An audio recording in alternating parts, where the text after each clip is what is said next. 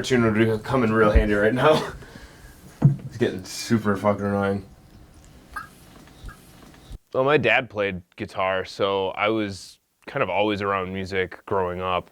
He had an acoustic guitar, my mom had a classical, so they both played. I've kind of always wanted to make a career out of it, and I just thought it was cool to watch that. I was like, well, I want to do that, but I want to do that in front of like thousands of people. That would be so cool to do that. I want to do what they do, but like what they do. That's just that's the inspiration. So like to take it to the next level just kind of like became stepping stones for there. And was there just like an easy decision, like I have to get a studio in my basement? Like what led you to decide like I want to put a studio in my basement? There's a story with that. This is my studio, so I don't even know where to start. There's a big computer behind everything. I'm using Persona Studio One. That's my DAW, and we're going into it's a Persona Studio 1824C 8-channel interface, and I've got a Behringer ADA 8200 extension on that, so I have up to 16 channels. I have an LA610 compressor and tube pre, my Line 6 splitter for monitoring, DI box, Dark Glass B7K bass preamp, and a radial reamp box. For all my solo stuff, I'm using my LTD 7-stringer. It's an MH417B baritone scale. I'll use this bass, my Reverend Michel Nedegello signature. I have no idea if I pronounced that right at all. And then I got some other crap like for fun, the ukulele stuff. I got 2 studio amps. I've got a PV5152 black letter and then a Mesa Boogie dual rack, and then my 2 cabinets that I record out of. They're just Birch cabinets, 412s with vintage 30s.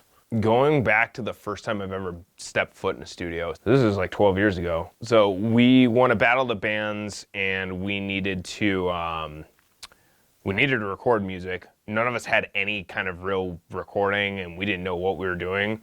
Our other guitar player at the time, he recommended we go to House Street Music. We were just instrumental, so it was just like, all right, we're gonna do 4 songs, we're gonna record them live. I don't know anything about this, so he just kind of walked us through the process, set everything up. Seeing like your music being recorded professionally for the first time, that like got me, and I was like, I want to do this.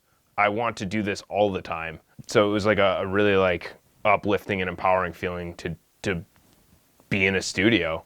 Every time like I've gone back to a pro studio, like I've been building into mine and learning more, and that's what got me closer to like wanting to do recording. And then I think it was after I worked at Music Ground, like having actual like to sat down and learned how it actually works. I could not figure it out previously with an interface for some reason, but now I understand it like the back of my hand, how to set up just a basic recording setup. From there on out, it just blew up to like, I have a full-blown studio in my basement now.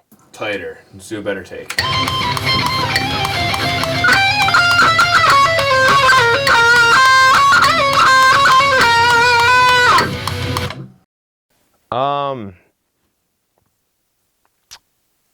I guess from an audience standpoint, I feel like there's more musicians than fans maybe on the local level scene.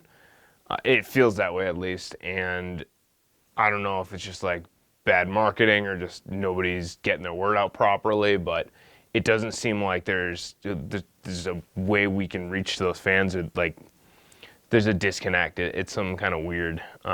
Like for instance, like I'm in the metal scene, so you go to like a Lamb of God show and it's at the Rave Ballroom and it's completely sold out, and you're just like, there are thousands of people here.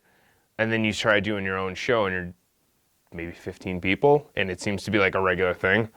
Maybe it's because we suck, maybe it's because the bands suck, or maybe because nobody hears about it or cares. I don't know.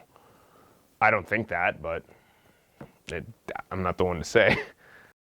Like on my days off, like I'll spend upwards of 8 to 10 hours just doing my own thing, whether it's setting up a new desk or recording or sending emails or whatever.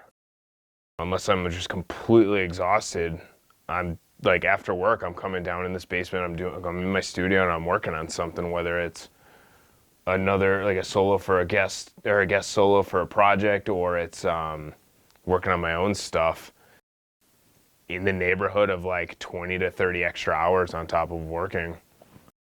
To balance my schedule, I mean, I gotta keep like an active calendar, and I've gotta just stick to the schedule. There's no partying, like hardly any partying. I don't hang out with friends like I used to. It's just a lot of like, go to work, come down here after work, do the thing, sleep, repeat.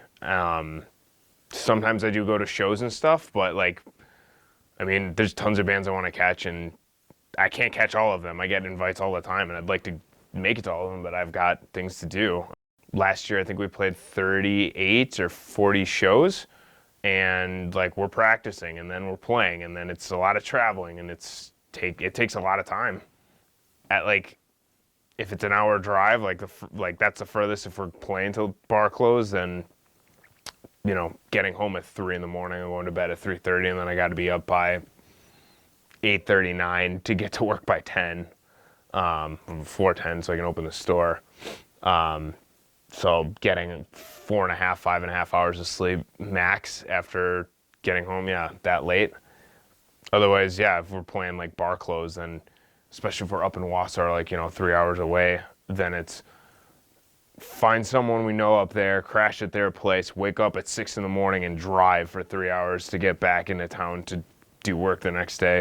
It can get kind of grueling, but just got to push for what you love doing and make do with what you got.